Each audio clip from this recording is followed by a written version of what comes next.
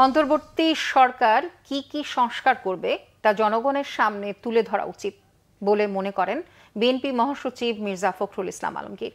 তিনি বলেন, যৌক্তিক সময়ের মধ্যে সংস্কার সম্পন্ন করে নির্বাচনের ব্যবস্থা করতে হবে।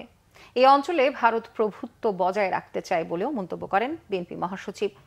রিপোর্ট করেছেন সিকান্দার রেমান।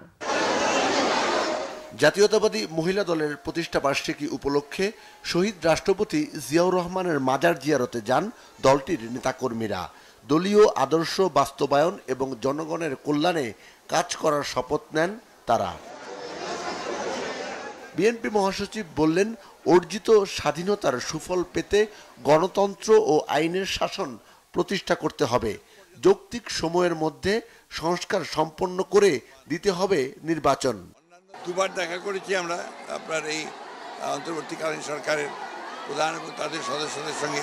প্রত্যেকবারই বলে এসেছি আমরা যে একটা সংস্কারগুলো ঘোষণা করে যেটা তারা করতে চান সেগুলো জনগণের সামনে তুলে ধরা এবং সেটার সময় নির্ধারণ করা, যাতে করে সুনির্দিষ্ট একটা যৌক্তিক সময়ের মধ্যে নির্বাচন হতে পারে এবং জনগণের ক্ষমতা জনগণের হাতে তুলে দেওয়া যেতে পারে, সেই ব্যবস্থা করার জন্য আমরা তাদেরকে অনুরোধ করেছি। মির্জা ফখরুল ইসলাম আলমগীর বলেন, পারস্পরিক শ্রদ্ধাবোধের মাধ্যমে ভারত বাংলাদেশের সম্পর্ক হওয়া উচিত। এ অঞ্চলে কারো প্রভুত্ব মানবে না সাধারণ মানুষ।